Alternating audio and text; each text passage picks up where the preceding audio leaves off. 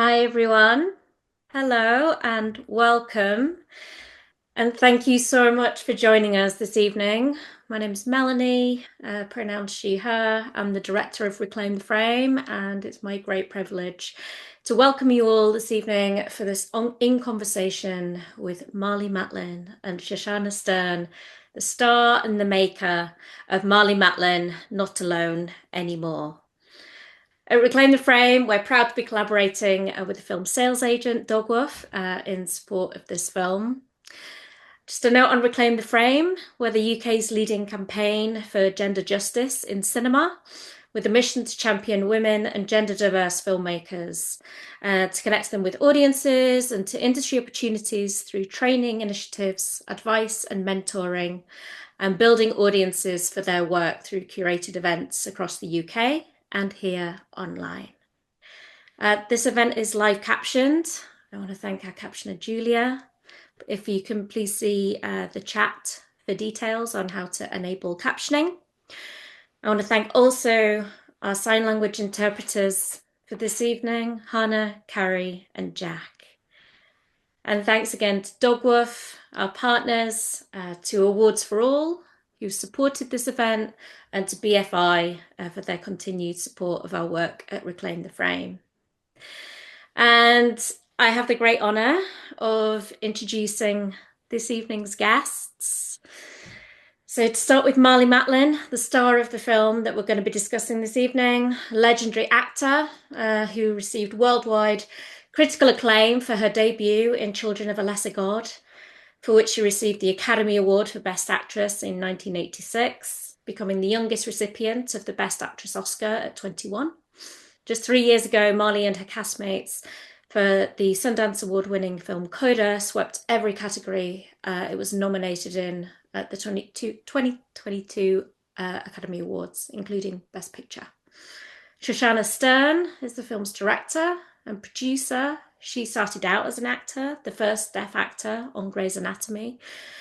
Shoshannah created, wrote, exec produced, and starred in the critically acclaimed Sundance Now series This Close, the first show to ever be created and written by deaf people, and boasted Marlee Matlin as a recurring character. Shoshannah's work has scooped numerous awards, and Marlee Matlin, Not Alone Anymore, is her directorial debut. And now it's my pleasure to leave you in the hands of our wonderful moderator for this evening, and a huge thank you to Pinny Grylls. Pinny is an award-winning filmmaker and, as announced today, a BAFTA breakthrough talent. Pinny's debut feature documentary, Grand Theft Hamlet, won the BFI Chanel Award, Best Feature Doc at South by Southwest, 2 Biffers at Grierson, and is available to watch on Mubi. Pinny is also the co-founder of the short film event then known as Bird's Eye View that evolved into the Reclaim the Frame that we know today. Welcome, Marlee. Welcome, Shoshannah. And thank you for your time this evening discussing your wonderful film, Marlee Matlin, Not Alone Anymore. So I'm going to start by asking how it was that you met and how the film began. Shoshannah, starting with you, if that's okay. Sure, I am happy to start. And thank you so much, everyone, for attending. I'm so excited to be here. I've been looking forward to today. Really, it, a lot of the deaf experience is universal. And so I am thrilled to hear how much our film has really been connecting with the deaf community in England. Very close to my heart for very many reasons. I met Marlee. I mean, technically for me, it felt like I met Marlee when I was 7. Really, the first time I saw myself represented on screen was when Marlee had won her Oscar. And then in that same year, Marlee came to visit my deaf school that I had attended in Fremont. And she spoke at our school, and we had the opportunity to ask questions. And I raised my hands, but I didn't get picked because there were a lot of students asking questions. And I got so sad. I really wanted to ask the question. And my classmate was like, Shoshannah, look, look. And when I looked up, Marlee was talking to me. She said, I saw you yesterday. You were in the play. You were a giraffe. And I was like, oh my gosh, I was the giraffe in the play. And so that's a moment that I'll never forget because I saw Marlee and then she saw me. And I think that's what life is about, seeing something and then also being seen in return. And in all honesty, when I see something that captures my heart or something that's unique, it's hard to forget. And that's Shoshannah Stern. At 7 years old, you certainly couldn't forget it. So when it came, fast forward, I was approached by American Masters to do an episode of my life, about my life. And having been in the industry, I felt that the timing was appropriate to tell a bit of my story. And it so happened that I thought the best person to tell my story in the most authentic way, particularly because it's about a deaf experience, I thought of Shoshannah to direct. I said that the only way that the story could be told is if it were a deaf woman directing the film. And they asked me who, because naturally they weren't in the know. And so I said to them, Shoshannah Stern. And they said, well, has she directed before? And I said, no. To me, it didn't matter because she was a woman who was deaf and who was totally clued in to what it's like to live as a deaf woman and knew or knows how to work, having worked with her before, and I had, and having been friends with her before, I knew that she would tell this story about my life in the most authentic, amazing way possible, which she eventually did. Which she has. Thank you so much. To pick up on something that you have both touched on, which is about seeing your life kind of reflected back at you. Um, and I know that Pinny wanted to ask, she wanted to say that life stories are messy and complicated until somebody shapes them into a narrative, and ask how did making this film with Shoshannah help you, Marlee, to make sense of your journey, your identity, your language, your activism? Did you learn anything new about yourself through the making of this film? Well, first of all, I went into the making of this film without any previous knowledge about what Shoshannah's vision would be. And I didn't ask her what she would be doing or how she would go about it. It was more about, or even how she would edit it. I didn't ask her. I just left it to Shoshannah, up to her. All I did was give her some names of individuals to speak with that I thought would be good to talk to interview. I threw them all out for her. And I told her that I was an open book. I went into the interview. Well, actually, at the outset, I walked into the house not really expecting to be sitting on a couch facing Shoshannah. I thought it would be more of a formal, having been in the business for such a long time, talking to hearing people, sitting in a chair with an interpreter next to the interviewer sitting there. That's what I've experienced in my Hollywood journey. But this was an entirely different vibe and a different setup. But I didn't say anything about it. She just said, sit here, sit across from me. And she asked me if I wanted something to drink. So I got a green drink. And I had my socks. And she said, no, fine, take off your shoes, feel comfortable. And she had a book of questions in front of her.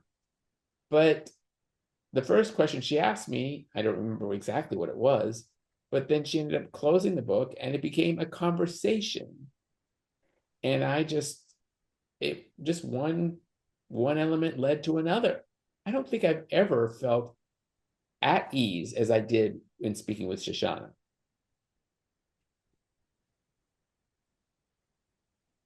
And as a result, I just let go of everything. It didn't matter. It didn't matter.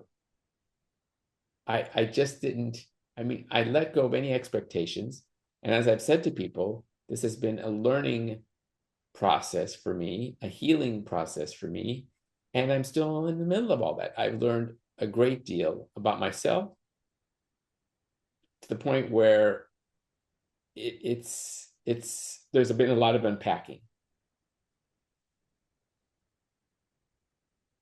I watched the film twice, and the second time I got even more from it. And I was so enamored with the filmmaking, the story, the creativity of the film. It was really fantastic. So just to pick up on that, Marlee, you were just talking about how, it was a very sort of interesting thing to see yourself and your life reflected back at you. And I just, you've been filmed a lot by different directors. And so I had a question for you about what it was like. What was it about Shoshannah's lens in particular that felt different to other directors? Was there something about the way she made the film that made you learn something new about yourself? Like, was there something about the choices she made that changed the way your perspective?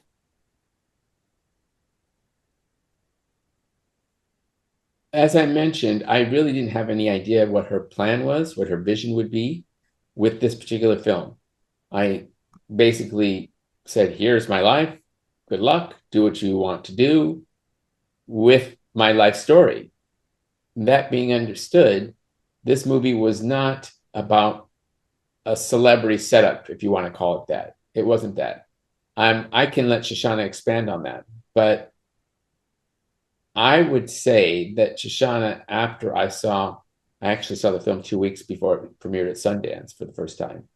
I was gobsmacked about how she put everything together from the beginning to the end in a way that it was not just about me being a celebrity, about me being just one of the many, many experiences as a deaf child with language deprivation, experiencing, one of the folks who has so thirsted for having captions on screens when you're watching television, just like anybody else, just like any person, deaf or not, who wants to watch TV or film, as a person who wants to be understood by their family members who happen to be hearing in my situation, but who for some reason or another just pushed it aside, whether you're talking about schools, you're talking about neighborhoods.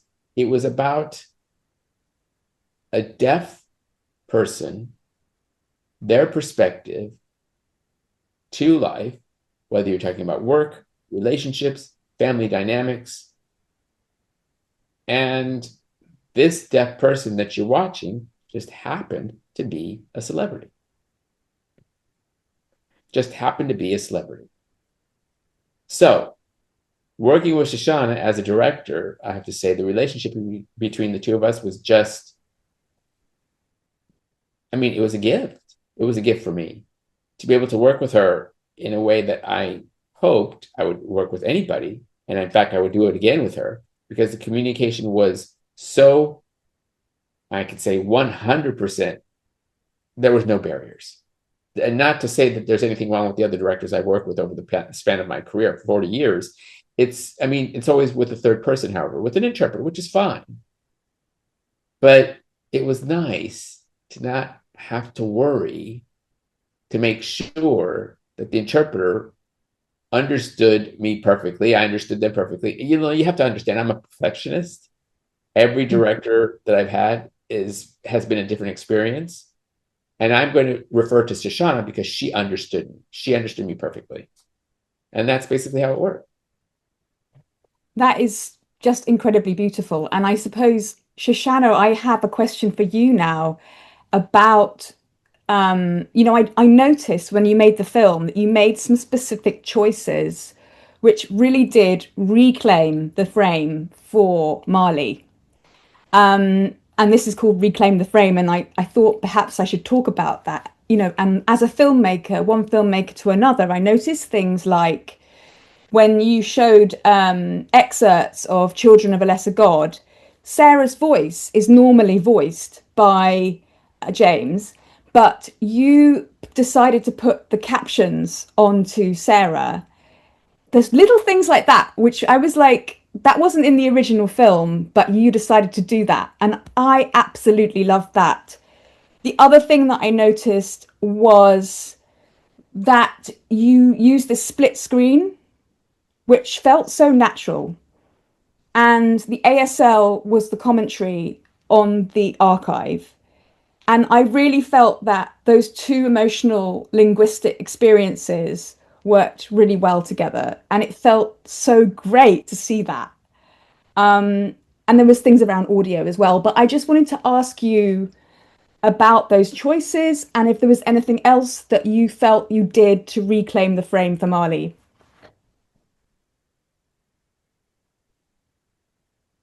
Thank you. Thank you so much for noticing this. Really, now that I think about it, reclaim the frame, that really was kind of my Northern Star, like that I used to guide me through this journey. I didn't realize until I got the job. I had been watching a lot of documentaries. I've always loved documentaries, but I didn't realize until I had to start thinking about how I would film this that I realized the form of documentaries as we know it has really been sound-based. It's been rooted in sound because for such a long time, I guess that documentaries have been made by hearing people, about hearing people, for hearing people. And so I think as people, we just accept it. We get used to what we see and we get used to that and think that we have to adhere to that. And for a while, I had started to try to figure out how are we going to incorporate American Sign Language. Usually that requires a voiceover. And then I realized that having a voiceover on the archival footage, it wouldn't be Marlee's voice, it would be the interpreter's voice. And I thought instead of struggling trying to figure out how we're going to make our language and our experience accommodate the typical form of documentary, why not we reclaim that form and just see how we could really create and play with and develop this visual based form of documentary instead. And I started to think, what would a visual voiceover look like? Why not we add a split screen so you can still see the person who's using sign language the entire time and still see archival at the same time. And once we caught that, we had tried to figure out the details. What's the speed going to be like? What are some of the rules? If there is sign language and spoken dialogue happening at the same time, they probably can't be in split screen. We had to pick clips where two languages weren't going to be competing against each other. And the speed of the split screen coming on and off had to be decided. But it kind of felt easy, because it was easy, as if that had been done for a long time, But it was really amazing. It was amazing how magical and easy things were, just to make sure that we were using the word opportunity instead of using the word challenge. Because at first, I remember we were interviewing people to be on the team, and people would be like, Shoshannah, that's not the way things have been done. I'm like, I know.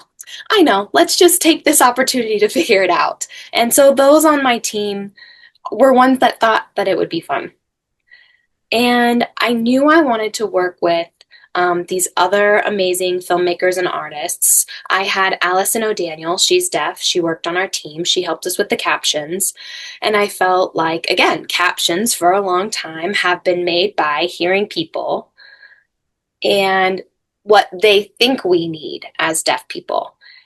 And I realized as a deaf person who, receives and understands the world through captions, I really understood the power of captions. And I think one thing that a lot of people really don't know about Marlee is just how key she was in making captions be passed and become into a law. And so recently, and while she was so young, but it was Marlee who was at the forefront of that.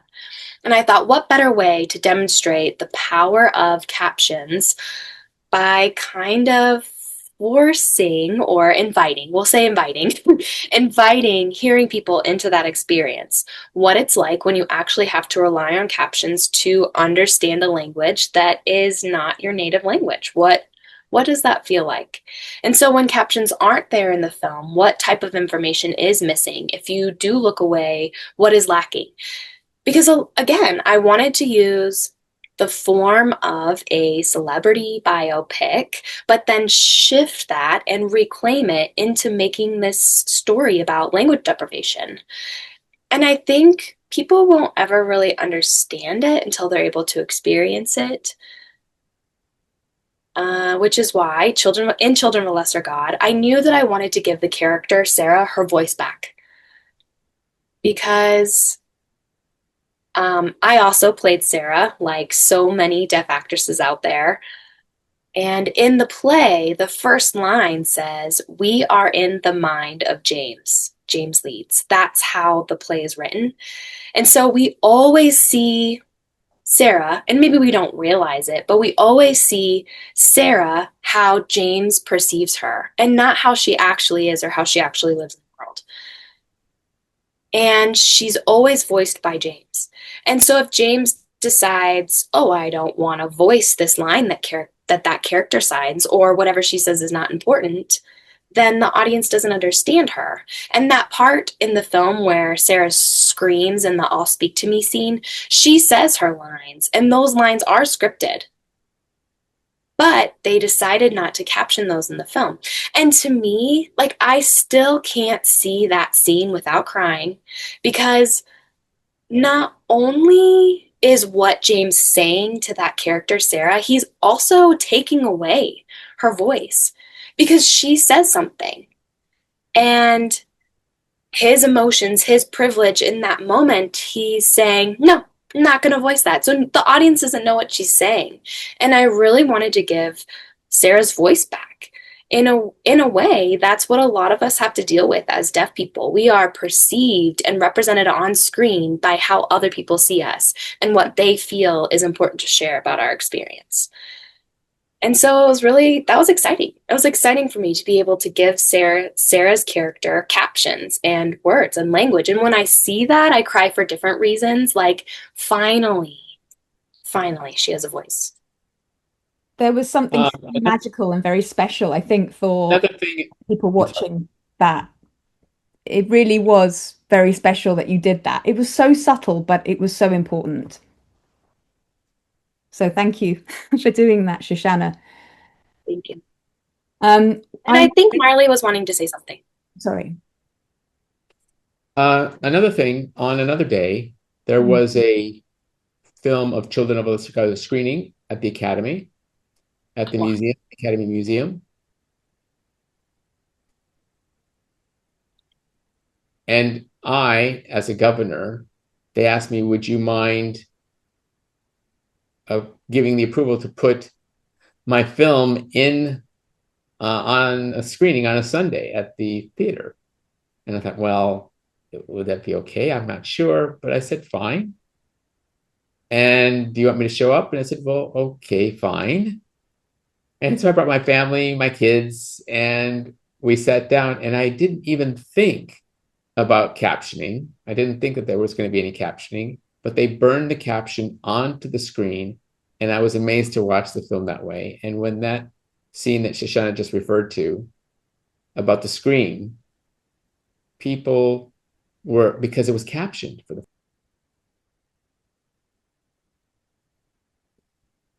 Jack just disappeared, but Marlee saying, yeah, nobody realized what my character was saying for the very first time until they just watched it. And which was shocking. And they were shocked. They were shocked. Wow. So So, in Shoshana, thank you for bringing that up. so I guess I really felt that this film is important because it kind of felt like a legacy film, like it was for a new generation, not just for deaf people, but also for hearing people seeing deaf people on screen.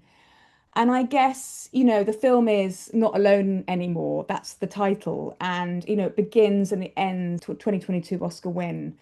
Um, how does it feel for, to see a new generation of deaf performers coming through? And how do you feel that this contributes to a sort of wider legacy and a sort of feeling of hope? Do you feel that that hope, I mean, I really do hope that your film is a kind of pivot point for change. Um, what do you feel about the new generation of deaf talent coming through? I suppose that's my question. Look, I mean, the last film that we can recall is Coda.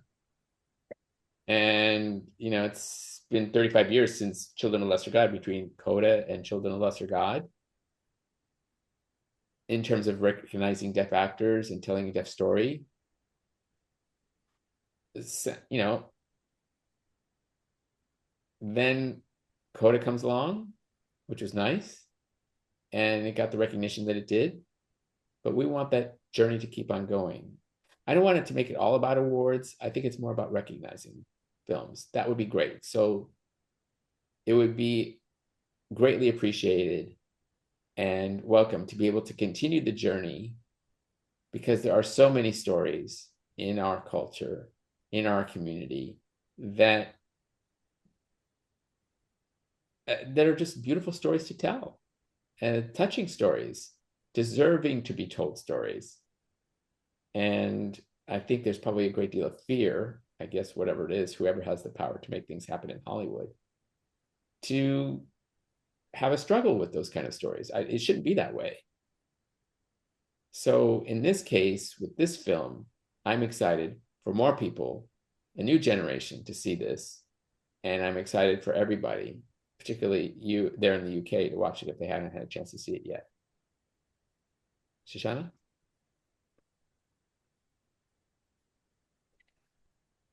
I think one of the most really heartfelt, or like one of the things that I'll never forget, an image I'll never forget, um, is Marlee and I together. Like there's pictures of us together, and I think for such a long time growing up, as visual people, we do remember different images. They kind of stick with us. And I was realizing, like, why does that image of Marlee and I really stick with me? It's really impactful to me. And I've realized that for a long time growing up, whenever I've seen amazing deaf actors or actresses, or deaf artists, um, any talented deaf person in our community, which we have so many, usually we see them alone. They're usually shown alone. And so to see Marlee and I together, pictured together, I think it's so important for us to find our people and to be together. I just wonder what that would feel like if I would have been able to see that as a little girl, to see two deaf women together. That's what gives me hope. We are reclaiming that frame that to be successful, you have to be the first, which means you have to be alone, which isn't true. We are better together. And I do feel that, especially on our tour for this film, we've met so many different deaf people from so many different communities and different countries that have come to support our film. And that's profound. Like, whenever we can collaborate and be together and work together, I mean, we could be unstoppable as a community. And I think that's why for so long there wasn't anybody else. It was so important to be the first, which meant to be alone. And I'm saying, no, let's collaborate, let's work together. And I'm really hopeful that there are more and more deaf artists working together in the future, and we can stay together and we could be stronger together. I think we're certainly stronger together. And I really think that you will inspire people to get together from the deaf community and be strong together and make films together and make sure that they're not just being managed by hearing people all the time, that they have that strength. Thank you so much. So I I think I might want to pass over to the audience, and we I want to encourage anyone who's got a question to put it into the Q&A chat, which is at the bottom of the screen. And if you could keep your questions related to the documentary, that would be great. I know there's probably loads of questions about other things, but we only have a limited time. We have 15 minutes now to talk and to have questions, so please put them in there. Um, so I've got one question which was sent through early. And let me just see what that one was. Yes, I guess there was a question about from Ben about how did you make the set accessible for both hearing and deaf people? And I guess if we are talking about making films that truly include a lot of different deaf talents, are there things that you learned from actually making the film with interpreters that sort of really help that process flow?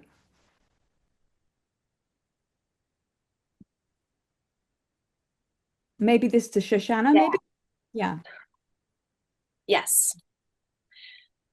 That was one of the things that was really exciting to me about making this film. And I think that's the reason why I had emphasized I really wanted to drop the curtain in a way, break the fourth wall. A lot of times when you see documentaries, you don't get to see what happens behind the camera at all. And I knew that I really wanted to show a lot of things. Like how we had worked with interpreters, of course, how easy it can be to set those things up, and also how we can work with interpreters differently. I think when Marlee, first came into the scene and rocked the world, when she won her Oscar, I mean, that was when people really saw interpreters for the first time, too. People saw Jack working with her, and that set the standard a little bit going forward for the deaf community, which is also amazing. I think interpreters can also be used differently. I think interpreters are for hearing people just as much as they are for deaf people. It's something that people a lot of times just assume, oh, you as a deaf person, you need the interpreter. And it's like, well, you don't know sign language, so then you need the interpreter too. And again, I feel like people don't really think about the importance of an interpreter and who they're really for or what accessibility is for until someone experiences that for the first time. And so we had developed this new system with these earpieces, which you do see at the beginning of the film, hearing people putting in these earpieces. And it's the first time that hearing people are the ones that need the accessibility and the accommodation. And when I'm sitting down and I'm interviewing with deaf people, there are no earpieces, there are no accommodations. And so you could just see that weight a little bit and a little bit of anxiety in our hearing people, just thinking, oh, the earpiece doesn't work. It's fuzzy. You can't hear it. It's like, yes, I wonder what that's like. Like, deaf people are always having to think about that all the time.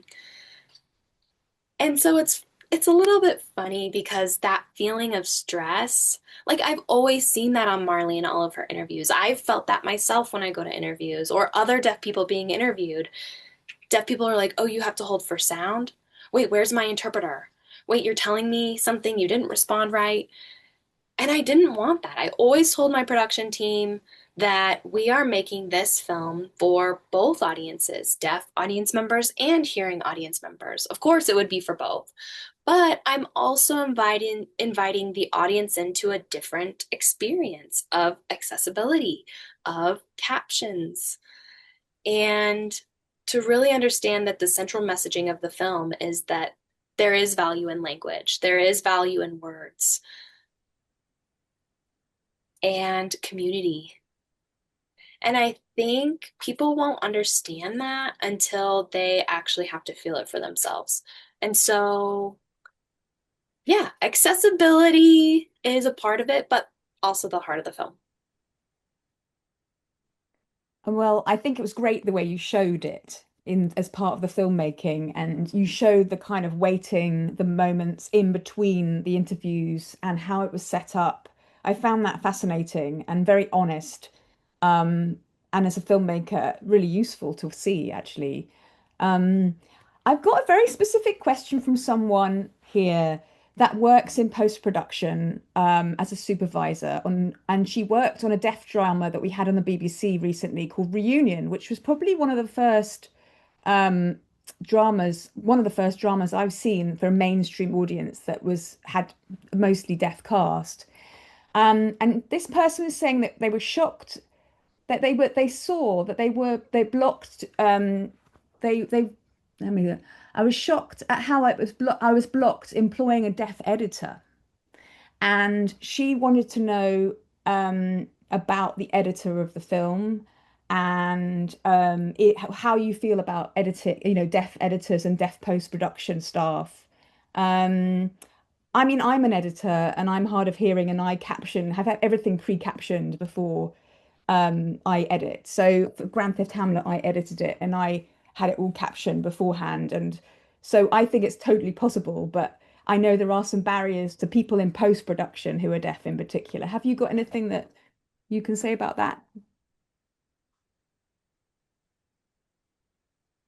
Yes, definitely. I mean, first of all, I do want to apologize. I just am really sorry that you had to experience that. And I do want to apologize to myself too, because I get it. I understand that experience. I think people in this business are well intended. They do have good intentions for sure. But, the system really views and thinks that it works the same way for everyone.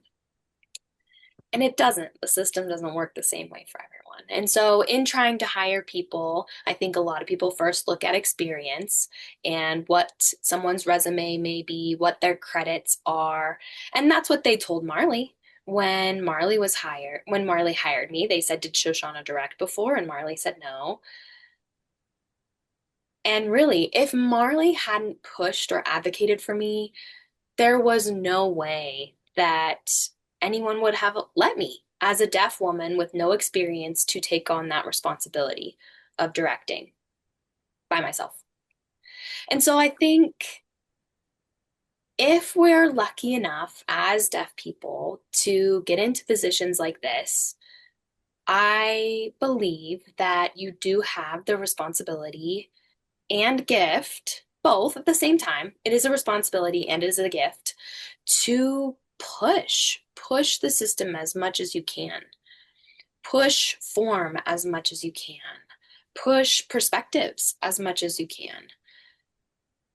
And I did push in trying to hire deaf people behind the scene and in post-production as much as I possibly could. And we did have a deaf assistant editor on our team, and we also had a deaf community consultant, which that word is a little bit problematic for me. But again, the system is usually very limited with what type of credits you can give certain people. And so we tried to get as many people on our team to then be able to make sure their value could be seen. She's And right. really, it ended up being that our editing team was very collaborative, which I was part of the edits as well. And it was so nice not just to, see sign language. We had captions too, but it's so nice to be able to see things that hearing people, even as talented and experienced as they are, still can't see because of my experience. And when we had showed them that there are certain cuts that they may have picked, and then the edit, and then the edit that I and my other deaf members of the team had picked, that they weren't able to see, back to back, you could see the difference between what each of us had picked. And I think once you get deaf people into the room, like no matter, I mean, like in whatever space you can, whatever space it is, even if it's bring them in as a consultant, fine. You still will be able to see their value. And as deaf people, we are visually dominant people. And so I really think in the same way that my editor does, because I see visually just as she does. And I was really proud of the deaf members on our team because I felt like their value, and the collaboration that we had led to great teamwork. She's right. And I have to reiterate what Joe just said. Absolutely. I was fortunate enough to direct the the episode of The Accused, as you saw in the film, for Fox, the first network television show directed by someone who was deaf. And I wrote the deaf story. I mean, they wrote the deaf story, and they thought it would be authentic for a deaf director to be on board, to talk, to direct, to show the story. I was fortunate enough to have an executive producer who believed in me, who thought that I could do both deaf and hearing actors together in the scenes. And a lot of times I work with the editor as well, who was hearing, and he admitted that he wasn't sure if he was doing things right, if he was making sense in the cuts that he made. He had his own cut, I had my own cut, and the studio, well, the network had their own cut, and the producers had their own cut. And eventually, a lot of my cuts had to do with the deaf scenes, the ones that you see. It was an interesting process. It was an interesting process.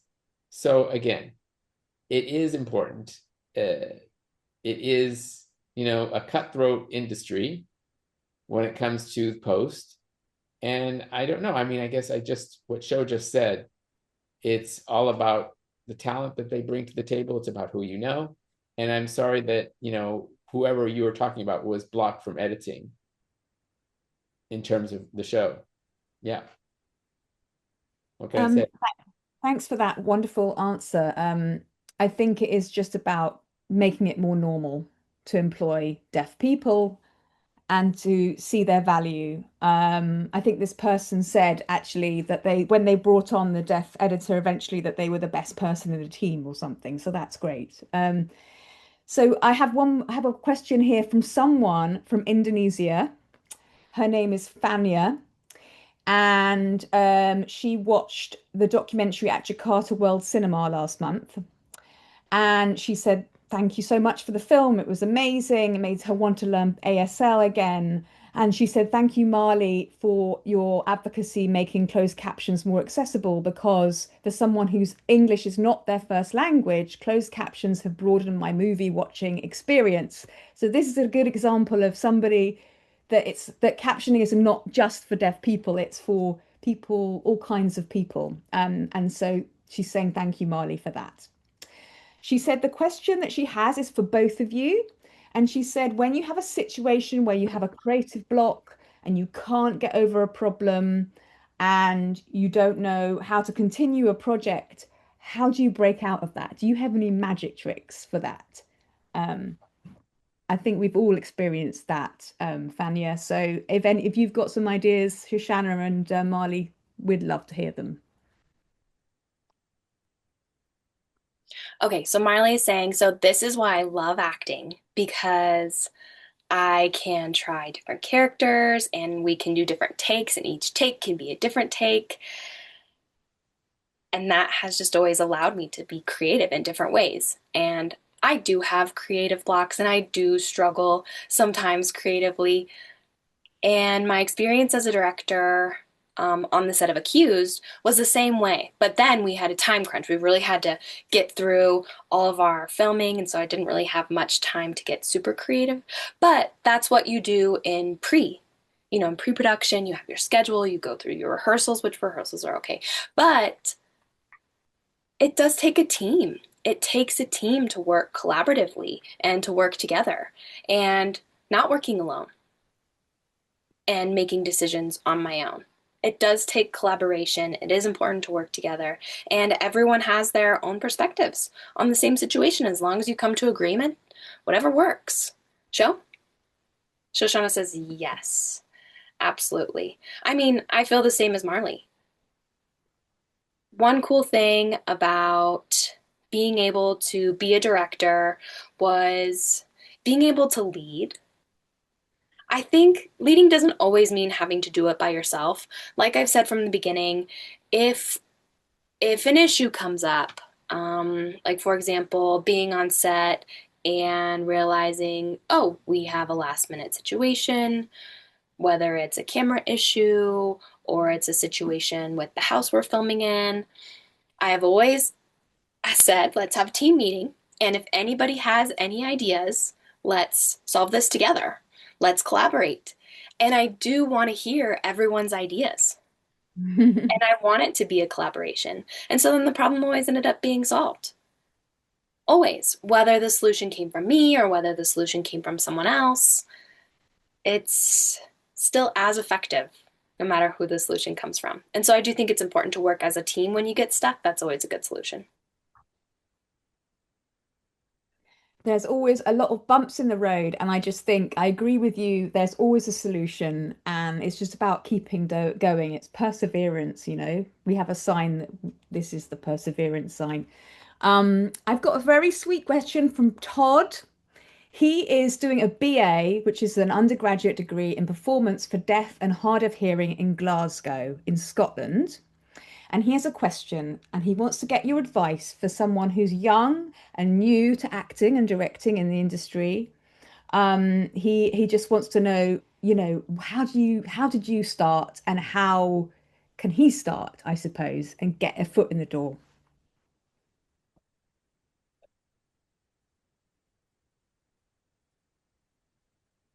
Get as much experience as you can. Get as much experience as you can. I mean, if you're in university or if you're in high school, or I'm not quite sure how old you are, but get as much experience as you can at school, in your community, whether you're talking about theater. If you have an opportunity to see, if they're looking for not necessarily lead role, but they're looking for supporting or background roles, grab onto that opportunity. If you see something in theater, or working behind the scenes on stage, or even if you find out about somebody working in the theater or the film industry, reach out to them and find out if maybe you could shadow them. Marlee says it's really not for everyone, this industry, if I'm being honest, but it's fun. This job, this field is fun. It's creative. And yeah, it just depends on what you want to do. If you want to go into theater, film, writing, directing. But when students come up to me and say, hey, I want to be an actor just like you, I say, that's so great. Please finish school. Go to school first. And if you go to college, and go to college for the experience because, go to college.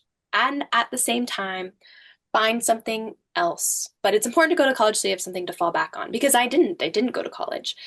And just try to experience everything you possibly can because that's what life is about. But if you really, really want to get into if you really want to get into acting, do what I just mentioned. Yeah, that's, I think, all I could say. Maybe Sho has some better advice. I don't know. Shoshannah says, how can I even beat that response?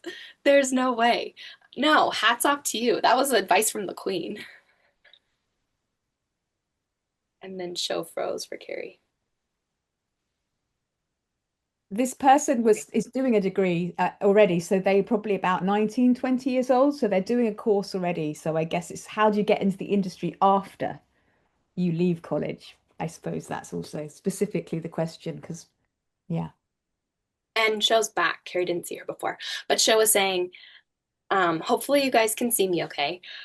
I do want to say that whenever I was 20, I also thought I wanted to act and I was really excited. And I was fortunate enough where it did happen. It did all work out for me.